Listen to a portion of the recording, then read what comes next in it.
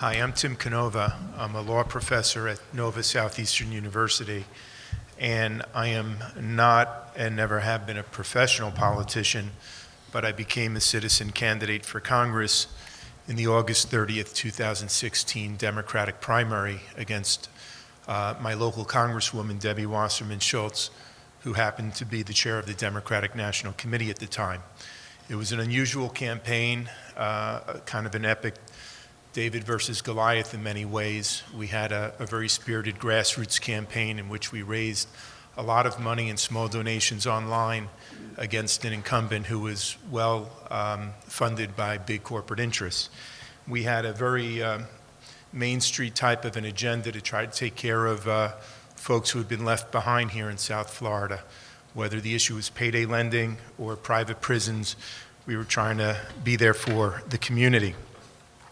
We raised almost $4 million in small donations, average donation of $17 each from over 209,000 individual contributions online, which Huffington Post reported was a record at the time for highest percentage of small donations online for a federal campaign. We invested that money in grassroots field operations. We had 4 field offices, more than 50 full-time employees, hundreds of volunteers, and at the height of the hot summer of 2016, we were collectively knocking on 12,000 doors a week and calling more than 3,000 voters a week. So that's an awfully large sample size, much larger than any public opinion poll, and I'll get back to what our sample size said later. I should mention that when we had these voter engagements at their doorsteps, in their living rooms, our volunteers and our field organizers would input in the minivan voter database in their smartphones, ranking the engagement as far as who these voters were leaning to, and I'll get back to that in a moment. So the long and short of it is, when Election Day came, we fell short. It was reported that we lost by 13 percentage points, which seemed like an awful lot to us. We were expecting a much different outcome. Strange things happened in the final days of the election. Our campaign came under a denial of service attacks, our campaign website, our funding platforms, very sustained attacks. The local NBC6 television station on their website reported the day before the election that 69% of the precincts had reported in our district, and Wasserman Schultz was ahead 58-42. Again, this was the day before the election. We called up and said, what's happening? All your other races are zeroed out. Why are there results for our race? They took it down. They never gave an explanation to this very day. When there were no exit polls, after the election was over, I attended the official post-election audit required under Florida law. One precinct in Broward County was selected from a hat. It was not a precinct in my district. The paper ballots were counted by machine to match them up. Over the next several days and weeks, I was contacted by several election experts, including Lulu Freistat, and these are folks who had been analyzing the election results, the data in my race, and they had found some significant mathematical anomalies from what I was told, including a cumulative vote tally that they were explaining may have been from a manipulation of the software. I am not a computer expert. I am not a statistician, so I thought the best way to put these rumors to rest was to actually put in a public records request, ask to see the ballots under Florida statute and under the Florida Constitution. We all have the right to inspect public records, and it's well established that ballots are public records. We put in, between Lulu, Freistat, and myself, 3 public records requests beginning in November of 2016.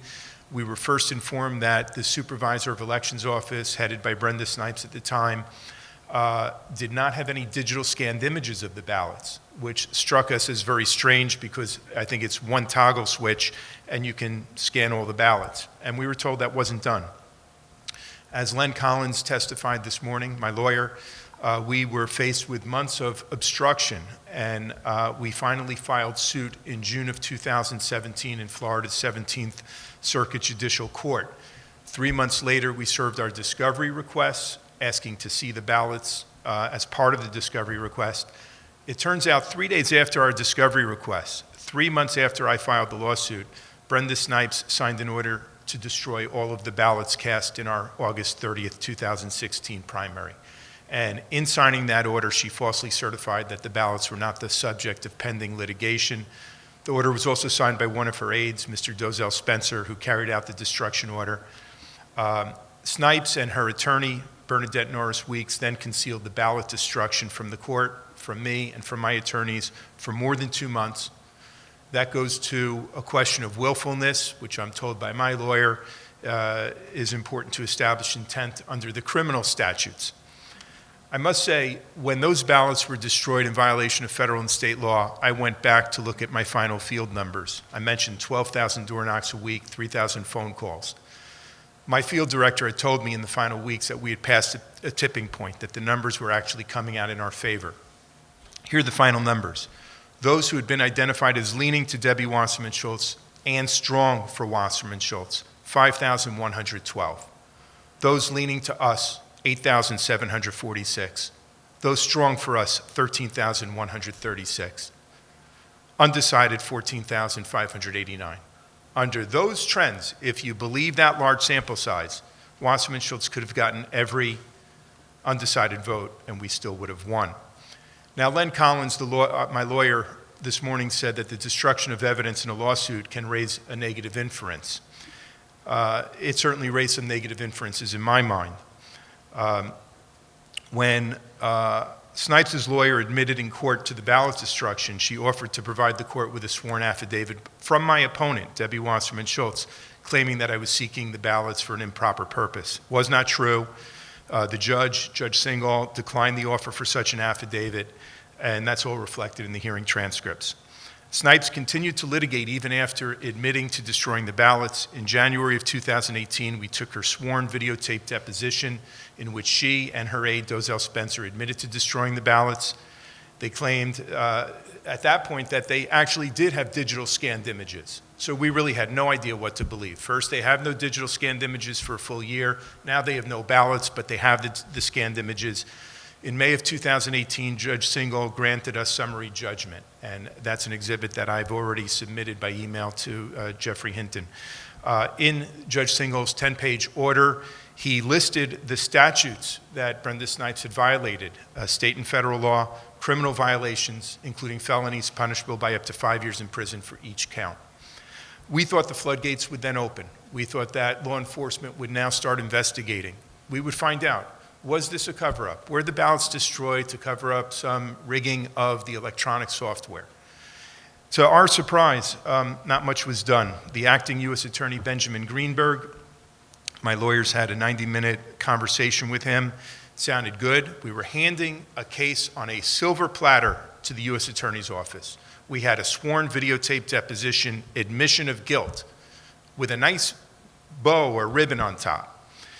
Well, Benjamin Greenberg went to Washington, D.C. for a week of meetings at the Justice Department, including, from what we gathered, with Deputy Attorney General Rod Rosenstein, and as a result came back and there was no criminal investigation suddenly by the U.S. Attorney's Office. Much the same with the Florida Department of Law Enforcement under Governor Rick Scott at the time. The State Attorney for Broward, Mike Satz. Nobody wanted to investigate an obvious crime. Even the Republicans in Broward County seemed to fall silent. A trusted, well-respected Republican lawyer reported back to me that I should not expect any help from any of these Republican law enforcement agencies because the Republicans had the same friends as Debbie Wasserman Schultz. The same corporate financing, the same corporate lobbyists, the same political consultants. To me, it struck me as organized crime, where one party is looking out for the other, and criminal violations that are obvious, that should be punished, they should certainly be investigated, nothing was done. You know, economists talk about moral hazard. When you do not punish illegal conduct, when you reward illegal conduct, you can bet it will continue in the future. It's not a pretty picture which we see here. Instead of the rule of law and equal justice under the law, we seem to have two systems of justice. Election rigging with impunity, the politicization of law enforcement agencies at every level. Brenda Snipes was permitted to retire with a pension of $130,000 a year. Dozell Spencer is still in the pay as a consultant for the Broward Supervisor of Elections under Pete Antonacci. who apologized to me for everything we went through. Those apologies seem rather meaningless when nothing is done about destroyed ballots. Now, I ran again in 2018, this time as an independent in a district with 30 to 35% registered no party affiliations. We had a spirited campaign. There were no polls published by Wasserman Schultz, even though I'm sure she had plenty of money for and was doing plenty of polling. We didn't have as much money as the first time. And I'll mention, with just weeks to go before the election, the Floridian Press, a Republican media outlet, reported a Republican poll, which I never saw, but it was reported by the Floridian Press, having Wasserman Schultz and me in a dead heat at 34% each, the Republican candidate at 13%, 19% undecided. I had heard through the grapevine that the DNC and the RNC had done polling and that Wasserman Schultz had a low ceiling in the 30%, low 30% area. I don't know. We certainly experienced a huge surge in support after that Floridian Press report came out. A lot of Republicans and a lot of Democrats started breaking our way. That was our impression. The polls closed on August 28, 2018. A video was taken by one of my campaign volunteers, Joanne Knox, outside the Volunteer Park voting precinct in Plantation, Florida. A video of a line of cars from various precincts unloading big blue satchels containing ballots. One person per car, no sheriff's deputies to provide receipts. The satchels were loaded onto a rented truck. Within days, that video had more than 2 million views on YouTube. The experts who looked at it told me that this showed a complete breakdown in the chain of custody of the paper ballots. The experts also tell me there's not much of a chain of custody on the electronic voting machines since they all have wireless cellular modems on them, an open invitation for hacking. Kim Zetter in the New York Times Magazine had an article last year, The Myth of the Hacker-Proof Voting Machine. Every voting machine can be hacked. The polls closed. It was announced that I had only 5% of the vote, and it was 5% in every demographic group. That has been studied by some experts. I would like to give Lulu Freistad a minute or two to play an audio tape. I know Representative Jones went under his time a bit. I wonder if I could borrow a little bit of his time just to finish. It won't work that way. But, okay, well, Lulu, if you could just play the tape you have of Dr. David Bader, who was the chair of Georgia Tech School of Computational Science and now is a distinguished professor at the New Jersey Institute of Technology. I was interested, Mr. Canova, you were talking about chain of custody and the blue satchel bags that were being loaded onto the trucks. I would like to hear what procedures you believe could be implemented to perfect the chain of custody so we don't lose ballots and have bags of votes just lost. This actually relates also to the software question, I believe. There's good reasons that just about every European democracy has banned the electronic voting machines. And the way we voted in this country for 200 years, we didn't have electronic voting machines. We've heard that every electronic voting machine can be penetrated and hacked. The software can be altered. We've heard that the digital scanned images, not the end all and be all, they could be they're digital. They can be altered. So you need paper ballots. That's the ideal if you want a truly transparent, verifiable election that has the confidence and trust of the American people. It's time to ban the machines. Now, if paper ballots are going to be counted, they should be counted at the local precinct level on election evening. You know, we have opted for what? Convenience. We all want to be able to go to the refrigerator, get a snack, turn on the TV, and by 8:30 have the election results. Instead of getting off our rear ends, being part of an army of citizens who actually goes and counts those ballots in public so they're verifiable. That's what I would urge this advisory committee to inform the U.S. Commission on Civil Rights, that it's time to start looking at other countries around the world that realize Russians, U.S. intelligence agencies, private corporations, they can all hack into the systems. They can all alter the software. When I vote in person, I hand my ballot completed to an election worker. And I watch that election worker put the ballot through a scanning machine and give me a little "I voted" sticker. If that election worker tore up my ballot in front of me because of my race, my gender, my political party, my financial backers, whatever, everyone would be calling for a criminal investigation. Instead, they take the ballot, they put it through the scanning machine, and what do? We pray. We have faith. It's like believing in Santa Claus. Nobody would hack the machines, even though there are powerful forces that have the means, the motive, and the opportunity to do so, and we pretend they're not doing it. I'm horrified by this election system. I can understand why 107 million Americans did not vote in 2016. And I'm sorry, I don't think we can invent an electronic voting system or scanned images that are going to solve any of these problems. You need paper ballots counted by hand in public at the local precinct level. Let people videotape the counting. Everybody's got a cell phone camera at this point. Make it as truly transparent as possible. But we have a shameful system. Do you feel that a panel of this sort, this type of event, which unfortunately we only found out last night, can really help, besides actually talking to the commission, can help people? Thank you, Don. Okay, I look So forward to popular. it. I'm sorry. That's okay. I mean, other people. Do you think if we get the word out, if people, besides the commission itself, if people on the street know more about these mechanisms kind of operating behind closed doors, can we see the lights at the end of the tunnel and actually get reform? Well, that's exactly what's needed. We have to spread this information to ordinary citizens. Most people are really in the dark about how vulnerable our election systems are. Although I must say, and I kind of alluded to this during my presentation, 107 million people didn't vote in 2016. What percentage of them don't vote because they just think the whole thing's rigged? They might not know the details, but they just, on a very visceral level, feel that their vote's not going to be counted. It won't count somehow. And that's literally kind of what's happened when you've got electronic voting machines that can be so easily manipulated through software, altering the software, the source codes. And we've had the experts talk about it. We've seen the data.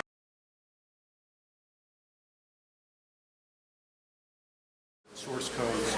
And we've had the experts talk about it. We've seen the data from my two races, that the numbers just don't add up. I think it's useful to meet with the Civil Rights Commission, the Florida Advisory Committee. I'm hoping that this kind of a program, and it's happening really all over the country, there are 51 different state advisory committees. Hopefully this percolates up to the Civil Rights Commission itself, and the Civil Rights Commission tries to push this information to the policymakers in Washington, D.C. to try to get change. But I do think most of the time change comes from the bottom up, and it's so important to engage people in a conversation about our voting systems. A lot of folks don't realize that these electronic voting machines have been banned all over the world. You know, all over Europe. Count me in, I didn't know that. Yeah, all over Europe, democracies have banned the electronic voting machines. And it's for a simple reason. They understand that they're inherently vulnerable to hacking. They're inherently vulnerable to inside manipulation, whether it's outside hacking or inside bad actors. How do you guard against something that's inherently vulnerable? You know, whether it's open source code or closed proprietary, either way, most of us don't have the capability to, okay, let's study the source code that was used in the electronic voting machines on this election day. You know, that's why what we really need is a system where it's paper ballots that are counted in public by hand by ordinary citizens at the local precinct level. That's what they do all over Europe. That's what they do in England. That's what we did in this country for 200 years. Unfortunately, the electronic voting machine, it gives the illusion of certainty, but it's an illusion. Yeah, because when you look at the machines themselves, they have, obviously, there's a lot of money involved. Yes. But people are generally misguided, let's say, to believing that the machines are more trustworthy, that it's clean, that it's modern. And so is it realistic then to tell people we're trying to get rid of the machines? Do you really think that the public will be able to take this lightly? I mean, it's like, to me it would be like an earthquake on people's perceptions. Can we realistically imagine a future in which people will go back to paper and just get the machines out of the way? We have to. If we don't go back to paper, we're not going to really have a democracy. It's not going to be transparent. It's not going to be verifiable. It's very difficult to get that light bulb to turn on in people's heads, for people to realize how flawed the system is.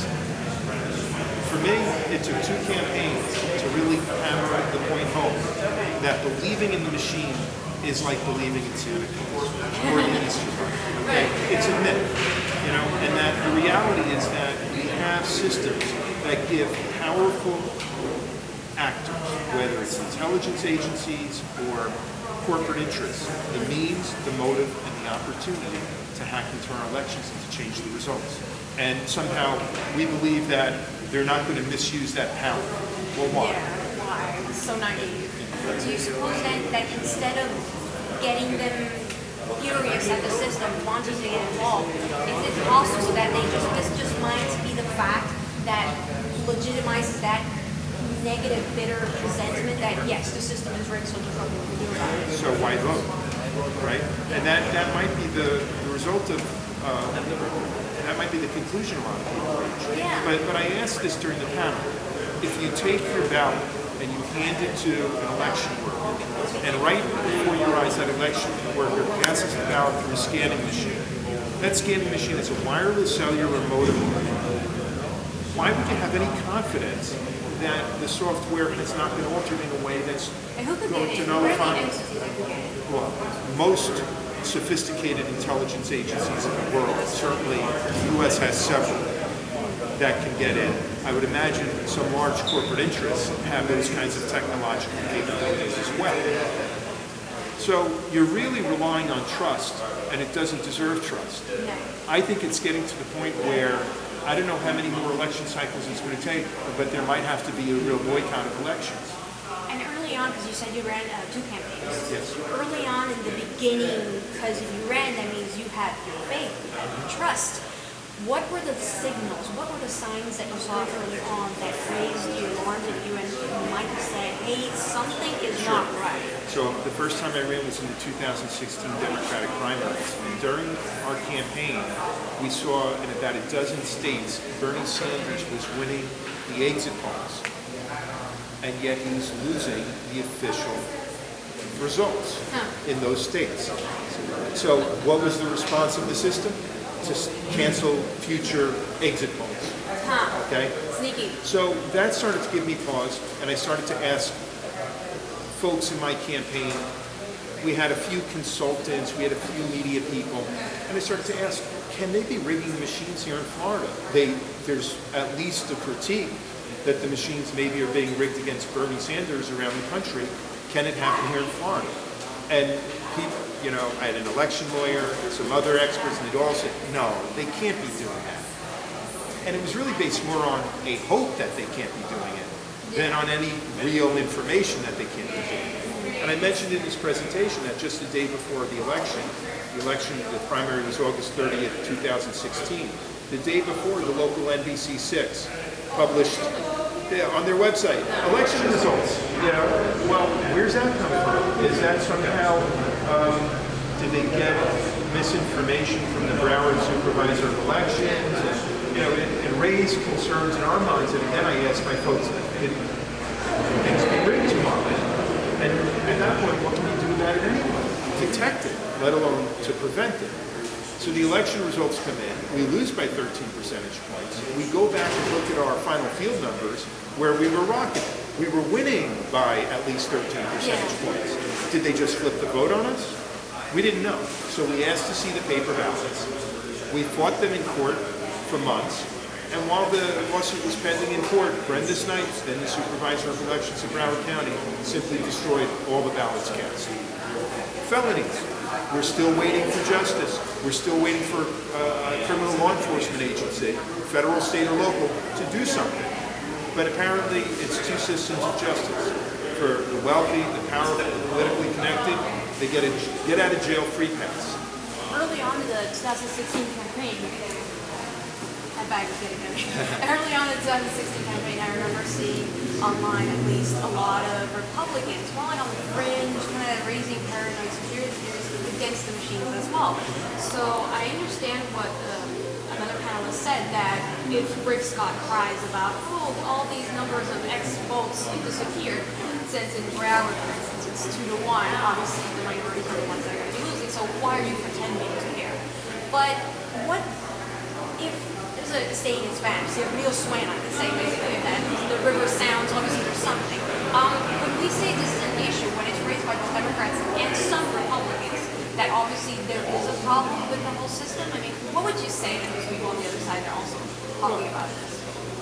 I think there is an awareness on, you could say, both sides, left and right, that the system is potentially rigged, and it's easy to rig. Some say that both parties collude and... Well, we saw this in my race. So we uncovered the ballot destruction.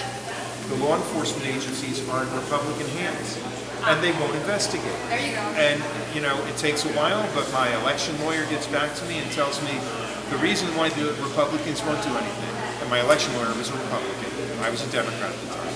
He said the reason they won't do anything is because they've got the same friends as Debbie Wasserman Schultz. The Republicans who control the law enforcement agencies in Washington, in Tallahassee, they have the same friends as Wasserman Schultz. And I said, what do you mean the same friends?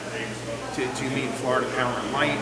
Do you mean the Fanjul brothers, the sugar magnates? And the lawyer said, no. I just mean the corporate lobbyists and the consultants. I said, who do you think they work for? He said, well, you're right.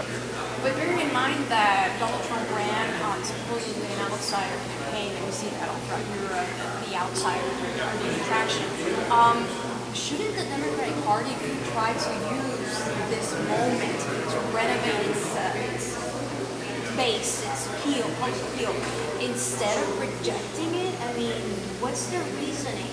Shouldn't they embrace that new cry for more populist, grassroots sort of organizing? Why are they rejecting it? Because they're corporate owned. So it's just about money. I think so. For 3 years. Isn't that being short-sighted? Well, Not looking at the long-term investment. I've said many times the Democratic Party has a primary and a secondary objective. Their primary objective is to defeat progressives in primaries, to remain a corporate party. Their secondary objective is to win in November against Republicans.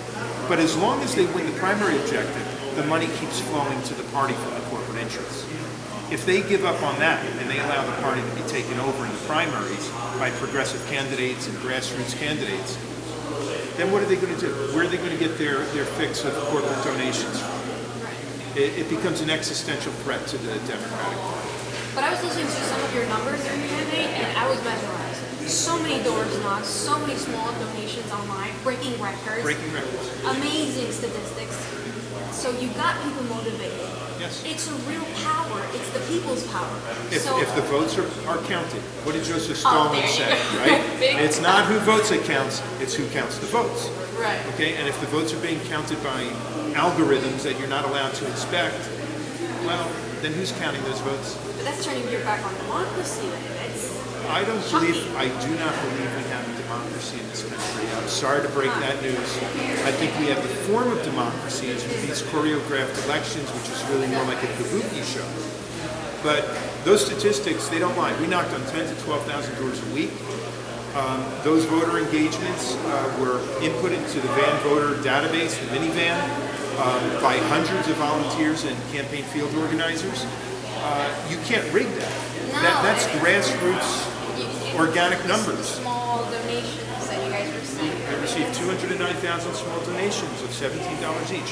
This was a grassroots effort. What it shows to me, I believe that if the votes are counted, you have transparent elections with paper ballots. Grassroots candidates, whether they're on the left or the right, can defeat incumbents any day of the year, even if they're outspent.